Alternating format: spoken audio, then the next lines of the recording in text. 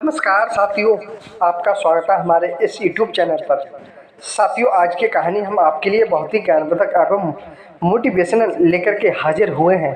तो आज की कहानी का टाइटल है साथियों कि एक औरत की यह कुछ चीज़ें हर मर्द को देखनी चाहिए। आपके लिए कभी भी पछताना नहीं पड़ेगा साथियों। साथियों, आपने सही सुना, एक औरत की यह कुछ चीज़ें हर मर्द के लिए देखनी चाहिए। आपके लिए कभी भी पछताना नहीं पड़ेगा, क्योंकि स्त्री की यह 8 चीज़ें हर पुरुष के लिए देखना जरूरी है। वह हमेशा उसके लिए काम आती रहेंगी, तभी साथियों उसके लिए पश्चाताप नहीं होता है। तो साथियों, आइए जान लेते हैं। इससे पहले साथियों, मेरा एक निवेदन है, यदि हमारे इस चैनल पर पहली बार आए हो तो हमारे इस चैनल को सब्सक्राइब जरूर कर लेना और एक प्यारा सा कमेंट भी कर देना साथियों, और वीडियो को लाइक शेयर जरूर कर देना। वीडियो को लाइक शेयर मत भूलिएगा साथियों। आइए साथियों, देर ना करते हुए चलते हैं इस वीडियो की तरफ। आखिर जान लेते हैं कि वह औरत की कौन सी चीज़ होती हैं जो हर मर्द के लिए देखनी चाहिए साथियों। आइए तो देर ना करते हुए चलते हैं इस वीडियो की तरफ। आखिर जान लेते हैं साथियों, क्योंकि साथियों आपके लिए बता दें, यह कुछ पंच उस रामायण में आते हैं, क्योंकि वह कमियां साथियों उस रावण ने निकाली थी। उस कमियों के बारे में हम आज बात करने वाले हैं साथियों। क्योंकि साथियों, आपको उदाहरण के तौर पर एक बात बता दें, यदि साथियों जो सीता मैया जो थी, वह यदि लक्ष्मण के लिए हट करके नहीं भेजती तो शायद सीता का हरण नहीं हो पाता। उसी प्रकार साथियों, यदि शूर्पणखा लक्ष्मण जी के समक्ष आकर्षित नहीं होती तो उनकी नाक नहीं काटी जाती और रावण में युद्ध नहीं होता साथियों। तो साथियों, आइए चलते हैं इस वीडियो की तरफ, जान लेते हैं। आइए साथियों चलते हैं, आखिर वह मोर उस मोरनी को क्या समझाना चाहता है। तभी साथियों वह मोर जो था, वह उस मोरनी से कहने लगता है, मैं तुम्हें एक कहानी के माध्यम से सुनाता हूँ। तभी वह मोरनी कहने लगती है, हाँ पिया जी आप सुनाओ, मैं इस कहानी के लिए शुरू से एंड तक सुनने के लिए तैयार हूँ। तभी तभी साथियों वह मोर कहानी के लिए शुरू कर देता है और मोर कहने लगता है कि आखिर औरत की यह कुछ चीज़ें हर मर्द के लिए समझनी और देखनी चाहिए। तभी साथियों वह मोरनी कहने लगती है, कौन सी देखनी चाहिए पिया जी, और पिया जी आप इतने संस्कारी कैसे बन गई हो, इसके पीछे का कारण क्या है, क्या मैं आप जान सकता हूँ आपसे। तभी वह मोर साथियों कहने लगता है कि मैं एक कथा में गया था जहाँ पर भागवत चल रही थी, तो उसमें रामायण हो रही थी। तो उस रामायण में मैंने सब कुछ सीखा था कि आखिर हमें कुछ बातों के लिए सीखना ज़रूर चाहिए, और औरत की कुछ चीज़ें होती हैं जिसे सीख लेनी चाहिए हर मर्द के लिए। वह कभी भी मुसीबत में नहीं फंसता है और ना ही उसे कभी भी पछताना पड़ता है, क्योंकि रावण को जितना गलत समझते हैं वह गलत तो था ही, और वह बहुत ही अच्छा भी था। तभी साथियों वह मोरनी उस मोर से कहने लगती है, हे पिया जी आप मुझे सुनाने की कोशिश करें, मैं इस कहानी के लिए शुरू से अंत तक सुनने के लिए तैयार हूँ, आप इस कहानी के लिए प्रारंभ कीजिए।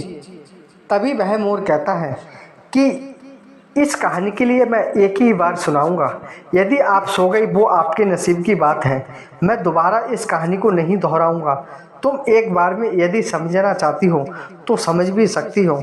और हाँ, एक बात आपके लिए बता दूं, जो मैं औरत के लिए बताने जा रहा हूँ वह ऐसा नहीं है हर औरत एक तार हो और हर औरत में यह चीज़ पाई जाती हो। कुछ औरतें हुआ करती हैं जिनमें ऐसी चीज़ें पाई जाती हैं। तभी साथियों वह मोर उस कहानी को शुरू कर देता है और कहने लगता है, हे मोरनी अब इस कहानी के लिए आप ध्यान से सुनना, मैं इस कहानी के लिए सुनाने के लिए जा रहा हूँ। तभी वह मोरनी कहती है, हाँ पिया जी आप सुनाइए, मैं इस कहानी के लिए सुनने के लिए तैयार हूँ। तभी साथियों वह मोर कहने लगता है, तो सुनिए मोरनी, चलते हैं इस वीडियो की तरफ, आइए जान लेते हैं। तब मोर स्टार्ट कर देता है कहानी को और कहने लगता है साथियों की पहला अवगुण तो स्त्री का यह है कि औरतें जो होती हैं वह बहुत ही साहसी होती हैं, क्योंकि वह अपनी अपेक्षा गलत जगह इस्तेमाल कर लेती हैं। जब उन्हें साथियों कुछ दिखाई नहीं देता है, वह अपने हक के साथ में आगे बढ़ जाती हैं साथियों। और साथियों, रावण ने दूसरा अवगुण उन स्त्रियों के लिए ऐसा बताया था कि स्त्रियां झूठ बोलने में और चुगली करने में माहिर होती हैं साथियों। क्योंकि साथियों, वह अपनी कुछ चीज़ें छुपाने के लिए वह झूठ बोल देती हैं, कुछ सच को छुपाने के लिए साथियों वह झूठ का इस्तेमाल बहुत ही अच्छे से कर लेती हैं।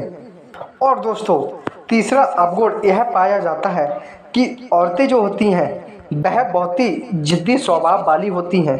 मैंने साथियों आपको पहले भी यह बात बताई थी कि स्त्रियां बहुत ही जिद्दी होती हैं।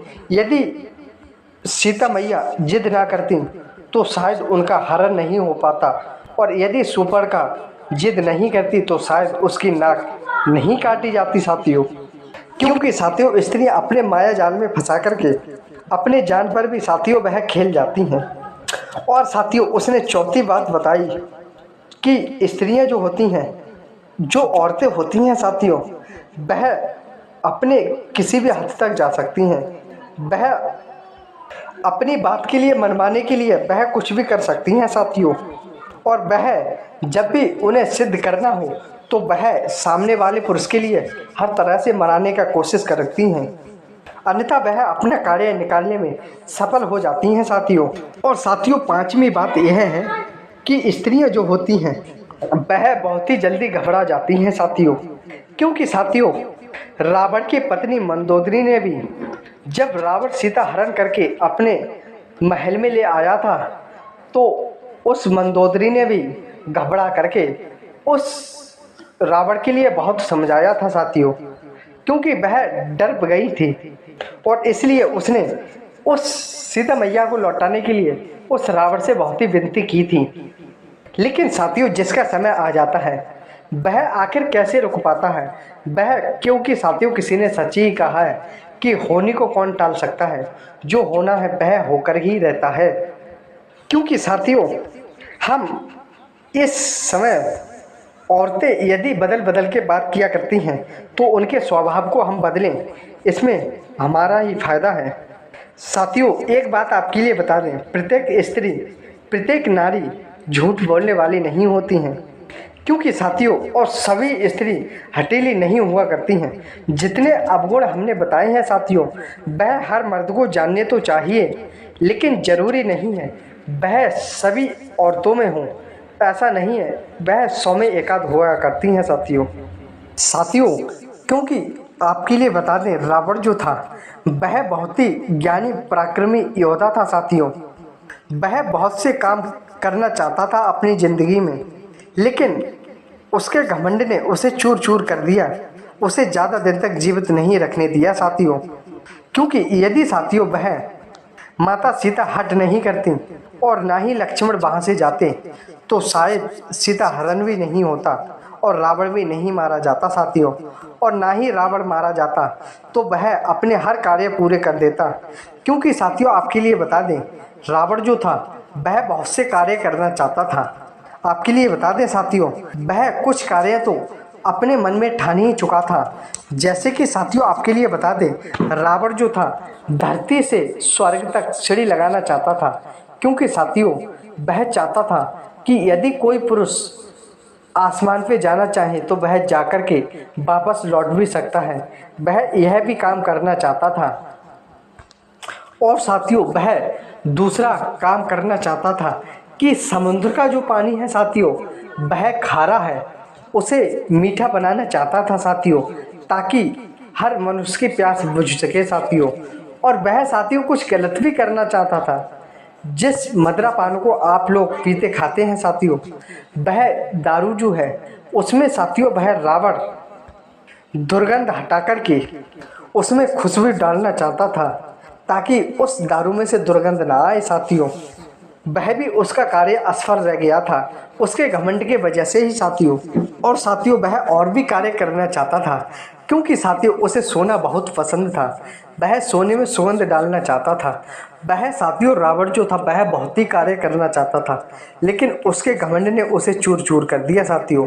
यदि साथियों आपके लिए बता दें कि आज वह सीता मैया हट नहीं करती और वह सुपर्णखा हट नहीं करती तो शायद वह अपने सभी कार्य कर भी पाता। और साथियों आपके लिए बता दें कि वह अपने सब कार्य करता और अपनी मृत्यु भी नहीं कर पाता। तभी साथियों वह मोर कहने लगता है कि मोरनी आप समझ गई। तभी वह कहती है हाँ पियाजी मैं समझ गई हूँ। तभी वह कहने लगती है कि हे पियाजी आपने यह सब बातें कहाँ से सीखी।